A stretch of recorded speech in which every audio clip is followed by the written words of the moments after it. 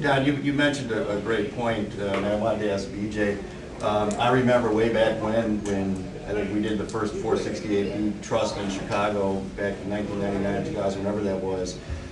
You explained to me what some of the defense brokers did versus some of the plaintiff brokers, and what advantages does a pure plaintiff's broker bring to the table? No, it's a good point, and Don brought it up. You know, it's what a lot of guys don't realize, that you really do need your own expert on the plaintiff side. There's been, you know, the whole structure industry started on the defense side, and it's really only been the last 5-10 years maybe that plaintiff brokers really started to kind of take hold and exist.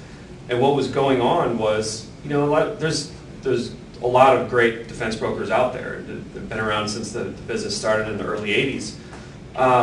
But they don't have a fiduciary duty to your client. You know, they work for the adjuster and the insurance company. They don't work for you. I mean, they may, you know, look like they're wearing both hats, but ultimately they don't have that fiduciary duty. And it doesn't go on as much now, but what used to happen a lot of times was, you know, these guys, they would come in on the defense side and maybe offer your client, here's $1 million payment stream over the next 20 years for your client. Well, and kind of preface the whole thing by, hey, this is $1 million settlement, and get you and your client all excited about $1 million, when in reality it may have only cost them $400,000 to fund that $1 million. So there's a lot of tricks kind of that the defense has used over the years, whether it's with different life companies, the amounts, and really the plaintiff broker kind of forces, they force the defense to play with their cards up. And as Don mentioned, you know, Don and his firm is a little ahead of the game, ahead of the curve. When we're able to be brought in that early, you know, when you first start talking about settlement and those kinds of things, it kind of, you may never see this actually happen, but on the defense side, it kind of throws them, it forces them to be on their game and know that they can't try to pull a fast one over on you or something like that. So, you know, it's really important that the plaintiff attorney has their own person. Can I add to that? Yeah, please. One of the things I found in resolving the 9/11 case in particular, there is on the defense side, on a defense-only broker, a benefit that the company gets, the defendant gets, because typically the defense brokers have a list of products that they're allowed to use. It's a restricted list. You can only go with these companies. You can only get these rates. A plaintiff broker not being tied to usually a defense company on the defense side of a lawsuit, they tend to have a full book. They can go to any company they want and say, listen, somebody has got 5%, beat that, and we'll go with you. And so there's a big advantage on the plaintiff broker side of a structured settlement to say, I'm not limited to your list. You don't, as a settling plaintiff, you don't have to ever accept the defendant's representation that it has to be their product. You can absolutely say, no, I have my own plaintiff broker. They can take from Allstate, they can take from John Hancock, they can take from anyone else that's not on your list, and I'm not selling my client short.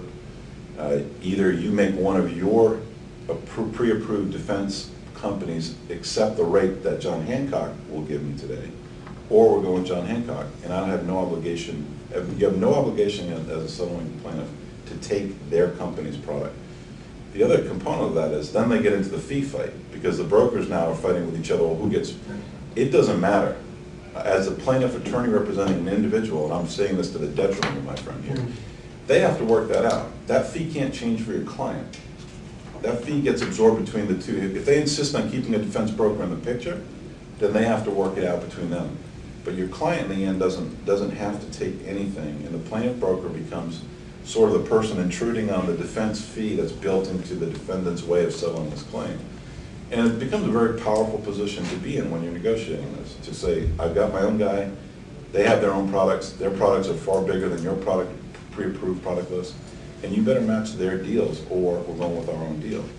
And 100 times out of 100, they'll back up, they'll finally back off and say, we'll go with that, even though initially they'll try to fight you on that. And a question on that, because I've called actually UBJ in years past where the end of mediation, there's a substantial sum of money on the table, but then I'm told, of course, I'll never talk structure during the mediation.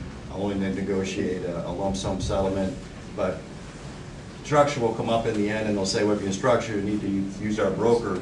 I'll call up BJ and say, BJ, here's the deal, and what do you do? And it always seems to work out. Why does it work out? Yeah, and it's, Don brought up a great point. I mean, they try to do that a lot. They'll basically say, well, you have to use our guy. I mean, I'm sure everybody's probably heard that. You have to use our guy. And what we always try to tell them, like what Tim was just saying, what he does and what Don does, is, hey, that's great. We'll use your guy, but he needs to work with my guy. And that's how the industry works. And it's commonplace. But some of the older school defense guys that have been around for a long time, that still don't think that plaintiffs should have their own person, will try to kind of fight that fight. But it's really, it's all you have to do is just say, okay, that's great, we'll use our guy, but my guy will work with your guy. And we absolutely hate it, like what Don brought it up, hate it when, and try never to have the commission battle come into play or have you guys ever have to worry about that. And 95% of the time, it's not a problem. But sometimes there are on the other side, they'll try to say like, well, this is my case, this is my client, we control the money and all that.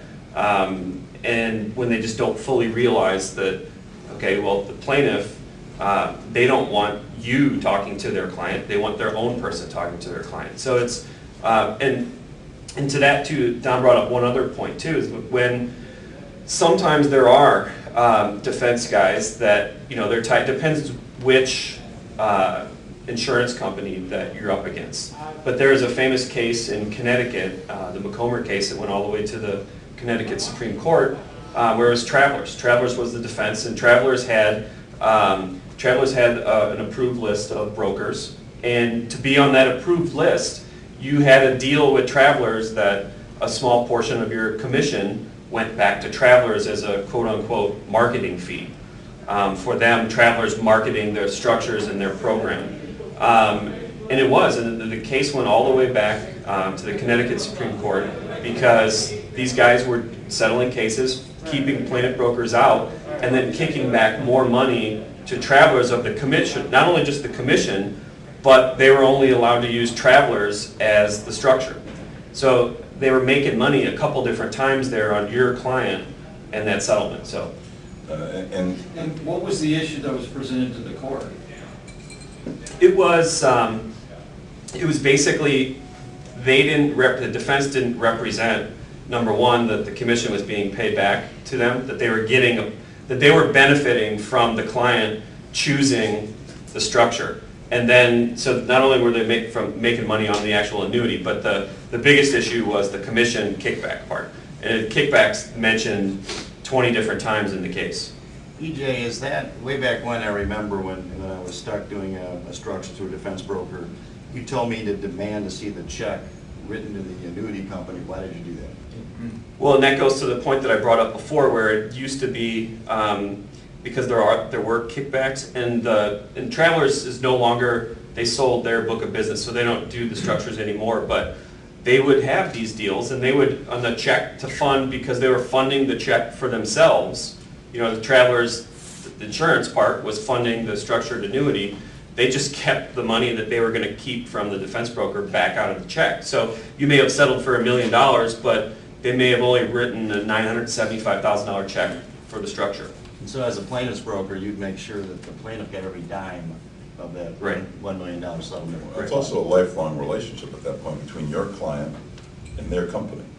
So it's a disclosure issue. How prevalent is that relationship between the insurance company and the finance and the company and the investor? Oh, it's pretty prevalent. Now, like this story that I told in the McComber case, it doesn't happen as much as it used to, mainly because plaintiff brokers are so much more prevalent now. But that's how all defense brokers, 98% of defense brokers have contracts with different defense companies, whether it's Travelers or Hartford or whoever. And they're forced to, they only have a certain list that Hartford we'll only accept structures from these 3 companies, or things like that. No, but where that they're actually the finance, they're actually the payout company also, not just settling the case, but I'm talking about they're the finance company in regards to the future payments. You know, How prevalent is that relationship, as you just mentioned with travelers, that they're really funding themselves? There's a couple of them that still do They it. still do that. It's Yeah. most of them, because generally, like, you're settling with Yeah. the Allstate property casualty carrier, It's a system. and the annuity is gonna be purchased from an affiliated Allstate company that's a life carrier, and so. And they're not trying to give you the biggest payout. I mean, the fiduciary relationship now is screwed up because their goal is not to give you the highest fixed percentage yield. Their goal is to, you know, in the future relationship, to keep that number as low as possible. So I think the disclosure issues are critically important. And as Tim was mentioning, it doesn't hurt as a plaintiff lawyer when asked to get involved in the middle of that dispute between the brokers, because at some point, you still have the client, they may have the money button, but your client still has to say yes to it. And that again is what triggers everything. And sometimes you have to get in the middle of that fight. But there's also a risk in doing that too, and maybe we'll get to that in a little bit, but now you're also building an agency relationship with your broker, and that can become problematic as a plaintiff lawyer. That's the point. Short of the carrier getting a kickback or and putting aside the broker selling the carrier's product, what's the advantage to the carrier of bringing a structured broker to try to Oh, sell so the case? like one of their own defense person Yeah, is. putting that aside, why do they care? Well, it goes back to when the structures first started, it was all defense people. They view it as a way to maybe get the case settled easier.